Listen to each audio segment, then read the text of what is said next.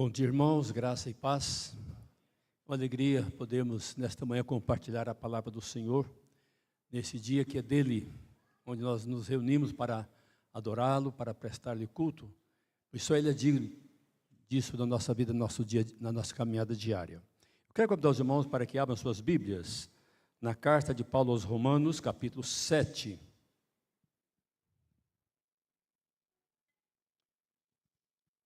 Carta aos Romanos, capítulo 7.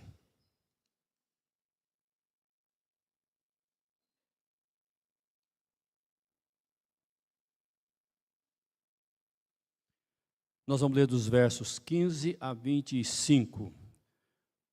Romanos, capítulo 7, versos 15 a 25. Mesmo assentados, mas com reverência, os irmãos acompanham a leitura da palavra de Deus, que diz assim: porque nem mesmo compreendo o meu próprio modo de agir, pois não faço o bem que prefiro, e sim o que detesto. Ora, se faço o que não quero, consinto com a lei que é boa. Neste caso, quem faz isso já não sou eu, mas o pecado que habita em mim. Porque eu sei que em mim, isto é, na minha carne, não habita bem nenhum, pois o querer o bem está em mim, porém não o efetuá-lo. Porque não faço o bem que prefiro, mas o mal que não quero, esse faço. Mas se eu faço o que não quero, já não sou eu quem o faz, e sim o pecado que habita em mim. Então, o querer fazer o bem, encontro a lei de que o mal reside em mim. Porque no tocante ao homem interior, tenho prazer na lei de Deus, mas vejo nos meus membros outra lei que, guerreando contra a lei da minha mente, me faz prisioneiro da lei do pecado que está nos meus membros. Desventurado homem que sou, quem me livrará do corpo desta morte? Graças a Deus, por Jesus Cristo nosso Senhor. De maneira que eu de mim mesmo, com a mente, sou escravo da lei de Deus, mas segundo a carne, da lei do pecado. Que o Senhor assim nos abençoe, através da sua santa palavra. Oremos. Pai, nós te agradecemos, te louvamos pela tua palavra. Fala-nos ao coração através da mesma, usando o teu servo. Prepara cada coração, ó Deus, para receber nesta manhã o ensino da tua palavra. E de maneira também agradecemos as nossas mães, aquelas, ó Pai, que o Senhor tem dado a bênção de ter filhos e que podem, juntamente com seus filhos, neste dia, louvar ao Senhor. Abençoe a vida de cada uma delas e que sejam ricamente sustentadas na sua caminhada. Nós oramos, Pai, grato, no nome de Jesus. Amém. Quero compartilhar com os irmãos nesta manhã, à luz desse texto, sobre as duas naturezas do cristão. E como os irmãos sabem, de fato nós temos, como o apóstolo Paulo aqui descreve, essa luta constante. E vemos que essa luta não é de hoje. Já lá no livro do profeta Jeremias, no capítulo 13, ali no verso de número 23, ele diz assim: pode acaso o etíope mudar a sua pele, ou o leopardo as suas manchas? Então poderias fazer o bem, estando acostumados a fazer o mal. Então vemos que já é uma prática do ser humano fazer aquilo que desagrada a Deus. No capítulo 17, verso 9, ele diz: enganoso é o coração e desesperadamente corrupto, quem o conhecerá? Então nós já temos na nossa natureza pecaminosa essa tendência para fazer aquilo que desagrada a Deus. E Paulo também expressa isso, mostrando a sua luta, a sua batalha. Mas, pela graça de Deus, nós fomos alcançados através de Cristo Jesus, no seu sacrifício ali na cruz. E fomos salvos. Nascemos de novo, fomos regenerados. Mas a velha natureza está lá. De alguma forma ela ressuscita, de alguma forma ela reage. E nós temos que estar constantemente realmente buscando a presença do Senhor, para que de fato possamos honrá-lo e servi-lo. Então, se é verdade que tínhamos uma natureza pecaminosa antes de nascermos de novo, também é verdade que agora possuímos uma nova natureza. Por isso a palavra de Deus, Paulo falaria em Coríntios 5,17, na segunda carta, que nós somos novas criaturas. As coisas antigas já passaram, tudo se fez novo. Mas a gente vai olhando na palavra de Deus vários textos que eu anotei aqui para a gente estar pensando e vendo a nossa luta constante. E muitas vezes tem a ver com a nossa falta de dedicação também. Porque quanto mais nós buscamos a Deus, quanto mais nós nos achegamos a Ele, como Tiago diz lá na sua carta, capítulo 4, ele vai dizer: olha, achegai-vos a Deus e Ele se chegará para vós outros. Então, ou seja, nós temos que estar constantemente buscando ao Senhor, para que nos fortaleçamos, para que nós cresçamos, como Pedro exorta a sua carta, também 2 Pedro 3,18, antes crescer na graça e no conhecimento do nosso Senhor Jesus Cristo. Então é um desafio constante para nós, assim como uma criança, e nós somos, Paulo vai dizer à igreja de Corinto, por exemplo, que eles não cresciam porque estavam sempre tomando leite, ou seja, sempre crentes carnais, mesmo estando na igreja, se julgava, ali arrogava para si, possuidor de vários dons, mas eram carnais porque não amadureceram na fé. Lá na carta aos Hebreus, do capítulo 5 e 6, vai mostrar ali aqueles cristãos a quem a carta é dirigida, quando deveriam ser mestres, ainda precisavam de coisas elementares. Então, ou seja, que nós nesta manhã e na nossa caminhada cristã, possamos estar buscando diariamente, constantemente, a presença do Senhor. Eu quero destacar algumas lições à luz desse texto. A primeira delas é, antes de nascer de novo, somos homem natural. Lá em 1 Coríntios 2,14, Paulo diz assim, ora, o homem natural não aceita as coisas do Espírito de Deus, porque eles são loucura, e não pode entendê-las, porque elas se discernem espiritualmente. Então, é o desafio para nós. O homem natural não aceita as coisas espirituais. E eu espero que nesta manhã nós sejamos maduros o suficiente para que aceitemos e busquemos, tenhamos esse discernimento diário na palavra do Senhor.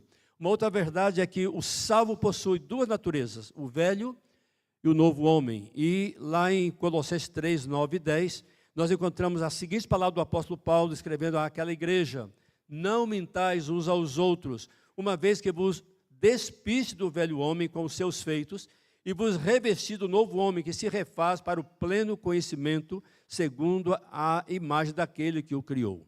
Então nós somos convocados a imitar aquele que é perfeito. Paulo, quando escreve na sua carta aos Efésios, capítulo 4, ele vai dizer que nós devemos crescer até a estatura do varão perfeito. Sabemos que é um grande desafio. O próprio Senhor Jesus, quando escreve no Sermão do Monte, ali em Mateus 5, 48, ele vai dizer, sede vós perfeitos, como perfeito é vosso Pai Celestial. Então, ou seja, há uma grande caminhada, há um grande desafio. Enquanto aqui estivermos, não importa quantos anos nós tenhamos de igreja. Eu, pela graça de Deus, nasci num lar evangélico e ainda por graça, nunca me afastei do evangelho. E desde a infância, ouvindo, como Paulo fala a Timóteo ali, né, em relação à sua mãe e à sua avó, desde a infância, aprendendo as sagradas letras. Mas nem por isso, depois já de 70 anos caminhando, continuo falhando, continuo entristecendo o Espírito de Deus muitas vezes por pensamento, por palavra e por atitude. Mas é um desafio para nós estarmos crescendo diária e constantemente, sendo modelo.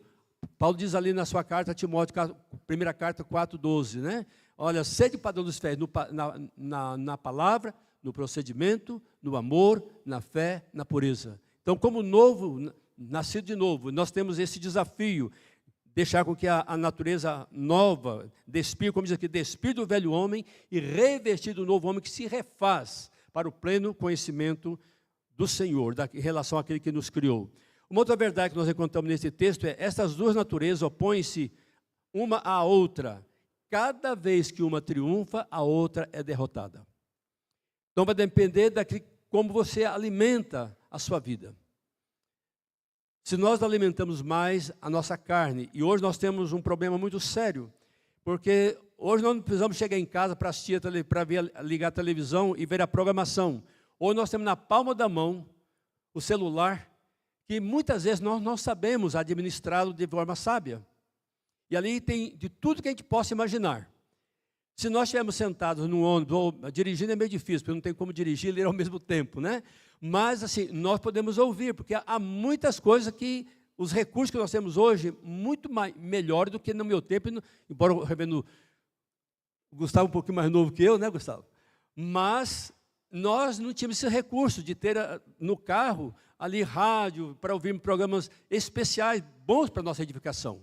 Mas hoje nós temos tantos recursos na palma da nossa mão, que podemos crescer espiritualmente, agradar ao nosso Senhor e assim fazemos a sua vontade diária e constantemente.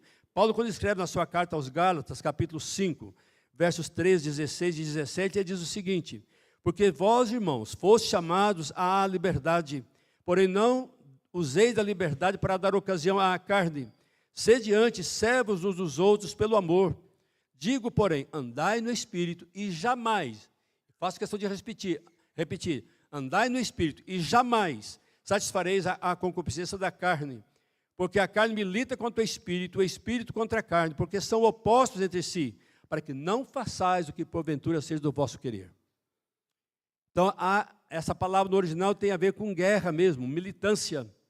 Então, ou seja, há uma batalha constante. Há um desenho antigo, né? Não sei se alguém já viu isso, né? Onde tem um anjinho bom de um lado e um anjinho mau do outro, né? Soprando o ouvido para a gente fazer algo errado, mas do outro lado, não faça. Ou seja, mas nós temos muito mais do que nós temos o Espírito de Deus habitando em nós. Ele que nos convence do pecado, da justiça e do juízo, como Jesus coloca lá em João 16:8. É Ele que nos convence.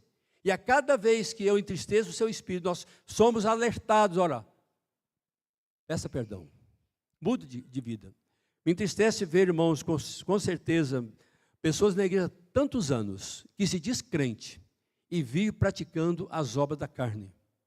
Não cresce espiritualmente, continua, como falei na carta dos Hebreus, ainda poderia ser até mestres, poderia ser professores, e ainda precisa de coisas simples para se alimentar. Que Deus tenha misericórdia, que nos dê graça para crescermos no conhecimento dEle. O apóstolo João escrevendo na sua carta, 1 João 2:1, ele nos dá uma palavra muito preciosa também em relação quando falhamos. Diz lá o texto: filhinhos meus, estas coisas vos escrevo para que não pequeis. Se todavia alguém pecar, temos advogado junto ao Pai, que intercede por nós, né? Que nos perdoa, Cristo, Jesus Cristo, o justo. Então, nós temos esse privilégio. Por mais que nós falhemos, por mais que nós erremos, por mais que nós entristeçamos ao nosso Deus, temos o Senhor Jesus. Uma vez que nós confessamos, uma vez que nós nos prostramos diante dEle, Ele nos perdoa e nos purifica. Nós lemos agora de manhã, né? 1 João ali 1:9. Se confessarmos os nossos pecados, Ele, Deus, é fiel e justo para nos perdoar os pecados e nos purificar de toda iniquidade, de toda injustiça. Então temos esse privilégio de ter o nosso Senhor, que levou, Paulo escreve ali aos Colossenses 2:14 e 15, que Ele colocou lá na cruz, tudo aquilo que era, toda a dívida que era contra mim. Hoje eu sou declarado justo, através da justiça de Cristo. Mas continuamos com essa natureza, e quando nós alimentamos mal o nosso espírito, a nossa alma, com certeza a carne sempre será vitoriosa. Mas há uma outra lição que nós aprendemos nesse texto nenhuma operação do Espírito Santo, por maior que seja, tirará de nós a possibilidade de pecar neste tempo presente. É o que diz lá em 1 João 1:8, também foi o texto lido nesta manhã. Eu quero voltar lá e ler, quando diz ali, né? Se dissermos que não temos pecado nenhum, a nós mesmos nos enganamos e a sua verdade não está em nós. Muitas vezes nós achamos que somos bons demais. Principalmente quando a gente, às vezes, ocupa uma liderança, a gente tem uma tendência, muitas vezes, de se vangloriar. Tudo que nós temos é dádiva de Deus, é graça de Deus. Se eu sou o que sou, aquilo que Paulo fala, né? Se eu sou o que sou, é pela graça de Deus, não por mérito. Então, ou seja, nós podemos, de fato, estar nesse desafio constante, né? Por mais que nós cresçamos espiritualmente, nós sempre estaremos sujeitos a cometer aquilo que desagrada a Deus. Basta olhar os grandes homens de Deus do passado. Olha para Abraão, é considerado chamado o pai da fé, amigo de Deus. Nós vemos Davi, um homem segundo o coração de Deus, tá? Isso registrado na palavra de Deus, mas foi alguém que também falhou. Tantos outros. A única pessoa que pisou a face da terra e não falhou foi o nosso Senhor Jesus Cristo. Ele foi em tudo perfeito, a ponto de dizer para os seus inimigos mais ferrenhos, mais ferozes, dizendo: quem de vós me acusa de pecado? Samuel foi talvez um dos únicos que teve a ousadia, diante de uma nação, diante do rei eleito ali, Saul, fazer esse desafio de quem ele tinha tomado boi, de quem ele tinha feito algo que desagradaram ou que ofenderam a lei de Deus. E ele pôde ouvir daqueles que o assistiam, daqueles que ali estavam: nós não temos nada de que eu acusar. Fico imaginando, irmão, será que nós teríamos coragem de dizer isso aos nossos irmãos, uns aos outros. E Deus nos dê a graça de podermos viver de tal maneira que as pessoas possam olhar para nós e ver em nós uma vida irrepreensível. Gosto muito do testemunho que Deus dá de Jó, homem reto, íntegro, temente a Deus e que se desviava do mal. Não foi qualquer um que disse, foi o próprio Deus. O que será que Deus diria de nós na nossa caminhada cristã, no nosso dia a dia? Que Deus nos dê graça de vivermos para a sua honra e para a sua glória. Então, neste contexto de, mesmo que nós, por mais que nós busquemos o Espírito Santo, nós não estamos livres de quedas, nós ainda definimos um subtópico aqui, ainda não alcançamos a redenção do corpo. Por isso nós ainda estamos nessa luta. Aqui no capítulo 8 de Romanos, os versos 21 a 23, Paulo diz assim: na esperança de que a própria criação será redimida do cativeiro da corrupção, para a liberdade da glória dos filhos de Deus. Porque sabemos que toda a criação a um só tempo geme e suporta a angústia até agora. E não somente ela, mas também nós, que temos as primícias do Espírito, igualmente gememos em nosso íntimo, aguardando a adoção de filhos, a redenção do nosso corpo. Irmãos, que esse gemido seja realmente uma realidade na nossa vida. Não querendo fazer aquilo que desagrada ao nosso Deus, mas que possamos dia a dia procurar fazer aquilo que é da vontade do Senhor. O Senhor Jesus em Lucas 21, ele vai dizer: então se verá o Filho do Homem vindo numa nuvem, com poder e grande glória. Ora, ao começar essas coisas a suceder, exultai e erguei a vossa cabeça, porque a vossa redenção está próxima. E lá em Filipenses, Paulo diz assim: pois a nossa pátria está nos céus, de onde também aguardamos o Salvador, o Senhor Jesus Cristo, o qual transformará o nosso corpo de humilhação para ser igual ao corpo da sua glória, segundo a eficácia do poder que ele tem de até subordinar a si todas as coisas. Estamos nessa expectativa, aguardando, mas enquanto aqui estamos, nós estamos vendo quanta maldade e que muitas vezes nos leva a olhar e de alguma forma querer até imitar aquilo que desagrada a Deus. Então há esse gemido, como Paulo diz aqui em Romanos, há essa angústia de queremos fazer a vontade de Deus, mas muitas vezes, por não nos esforçarmos o suficiente, por não nos dedicarmos o suficiente, temos deixado a desejar. Mas ainda o nosso conhecimento está ainda limitado. Conquanto Deus nos declare irrepreensíveis, certamente não somos sem pecado. Ainda que sejamos declarados irrepreensíveis, nós não estamos sem pecado. Porque agora vemos como espelho, obscuramente, então veremos face a face. Agora conheço em parte, então conhecerei, e como também sou conhecido. O mesmo Deus da paz vos santifica em tudo, e o vosso espírito, alma e corpo sejam conservados íntegros e irrepreensíveis na vinda de nosso Senhor Jesus Cristo. Então veja, nosso desafio é, mesmo sendo declarados irrepreensíveis, mas continuamos com a velha natureza, e muitas vezes ela aflora de uma forma que até damos mau testemunho. Mas que Deus nos dê a graça de pôr na total dependência dEle, vivemos para glorificá-lo enquanto aqui vivemos. E uma penúltima lição que eu quero compartilhar nesta manhã, à luz do texto lido, é: os sermos santos ou santificados significa que Deus nos tem selado com o seu Espírito Santo e nos tem separado para si mesmo. Deus nos selou com o seu Santo Espírito. E quando Ele está em nós, como eu disse agora há pouco, Ele nos convence. Nós devemos estar buscando. A palavra de Deus nos diz lá, através do apóstolo Paulo escrevendo aos Efésios, ele fala que nós não devemos nos embriagar com o vinho no qual há dissolução, mas encher-vos do Espírito. Devemos estar buscando a cada dia este enchimento para que nós, fortalecidos, possamos vencer as adversidades. Quantas vezes nós fraquejamos por não conhecermos melhor o nosso Deus? Achamos que vindo à igreja 1, 2 vezes ou 3 vezes na semana seja suficiente. Se nós não nos aplicarmos diariamente, como a Bíblia diz lá, várias vezes repetindo, lá em Josué capítulo 1, depois do Salmo 1, que é mais conhecido, né? O verso 3 vai dizer: antes o seu prazer está na lei do Senhor, e na sua lei medita de dia e de noite.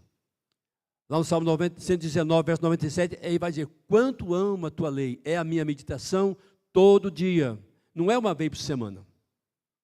E nós às vezes nos contentamos com tão pouco. Eu sempre gosto de dizer, né? Experimentem almoçar hoje, vou dar uma chance, jantar hoje e almoçar só no domingo que vem para ver o que acontece. E doutor Bruno? Complicado, né? E às vezes nós fazemos assim em relação à palavra de Deus. E o desafio para que nós nos debrucemos nela, conheçamos o nosso Deus. O profeta Osés vai dizer lá no seu livro, né, 6:3, conheçamos e prossigamos em conhecer a Deus. É um desafio constante. Em toda a nossa caminhada, por mais que nós leiamos a Bíblia, nós ainda precisamos conhecer, porque cada vez que eu leio a Bíblia, eu estou num momento emocional, psicologicamente diferente. Cada vez que eu leio a palavra do Senhor, eu sou edificado de uma forma.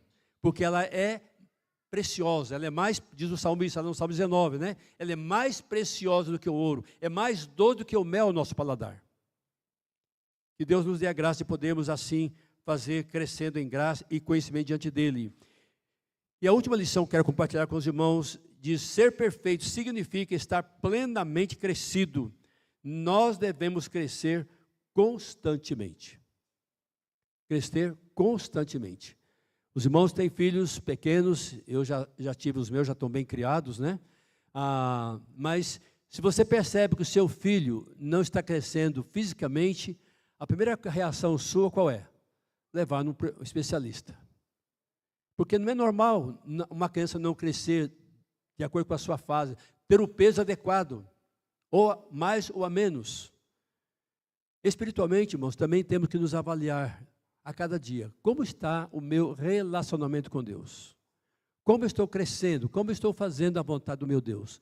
Será que eu estou satisfazendo ao propósito para o qual Ele me colocou aqui? Será que de fato eu tenho caminhado nessa perspectiva de me fortalecer para também poder ajudar a outros? Que Deus nos dê a graça, né? Como Pedro fala na sua carta: antes crescei na graça e no conhecimento do nosso Senhor Jesus Cristo. Eu quero ler o último texto desta manhã, na carta de Paulo aos Filipenses, capítulo 3, os versos 12 a 16, que diz assim: não que eu tenha já recebido ou tenha já obtido a perfeição, mas prossigo para conquistar aquilo para o que também fui conquistado por Cristo Jesus. Irmãos, quanto a mim, não julgo havê-lo alcançado, mas uma coisa faço, esquecendo-me das coisas que para trás ficam e avançando para as que diante de mim estão, prossigo para o alvo, para o prêmio da soberana vocação de Deus em Cristo Jesus. Todos, pois, que somos perfeitos, tenhamos esse sentimento. E se porventura pensais de outro modo, também isto Deus vos esclarecerá. Todavia, andemos de acordo com o que já alcançamos. Não que eu tenha já recebido ou tenha já obtido a perfeição, mas uma coisa faço: prossigo para o alvo, para o prêmio da soberana vocação de Deus em Cristo Jesus, olhando para aquele que é o autor e consumador da nossa fé. E assim fazendo, nós não vamos ter razão para ficarmos olhando para um lado ou para o outro, como Pedro fez andando sobre as ondas. Enquanto ele estava olhando para Jesus, ele estava caminhando tranquilo. Mas a partir do momento que começa a olhar para o lado, ele começa a submergir. Assim também é a nossa caminhada. Nós temos desafios tremendos, mas Deus nos ordena, nos orienta aqui, assim como Paulo estava buscando esta orientação, estamos olhando. Eu faço aqui 3 aplicações para nós encerrarmos. A realidade da nossa velha natureza, ainda corrompida e fora do nosso próprio domínio, leva-nos a desejar e buscar uma vida cheia do Espírito Santo. A nossa natureza corrompida, decaída, manchada pelo pecado, nós devemos estar buscando constantemente esse enchimento do Espírito Santo, buscar essa vida que agrada ao Senhor. Uma segunda aplicação: mesmo depois de termos alcançado a vitória, através de uma vida cheia do Espírito Santo, não devemos nos esquecer do fato de que somente enquanto dominar o Espírito é que a vitória perdura. Somente desta forma, estamos sendo dominados pelo Espírito Santo, é que nós seremos vitoriosos. E finalmente, crer que estamos livres para sempre da possibilidade de pecar ou de sermos tentados é uma porta aberta para cairmos em pecado. Às vezes, na nossa arrogância, a gente tem visto tantas pessoas caírem porque acham que não vão cair, não vão pecar mais. E a gente chega a ser a audaz e dizer: comigo não acontece isso. Por mais maduro que sejamos, estamos sujeitos à queda se não vigiarmos e orarmos constantemente. Que possamos, irmãos, à luz deste texto lido, Paulo nos traz essa orientação tão preciosa, que nós não venhamos a dar lugar à carne. Sabemos que há essa luta. Ele coloca aí o bem que quero fazer, esse não faço, mas o mal que eu não quero está sempre diante de mim. Que Deus nos ajude e nos dê graça para adorá-lo em espírito e verdade e crescermos no conhecimento dele.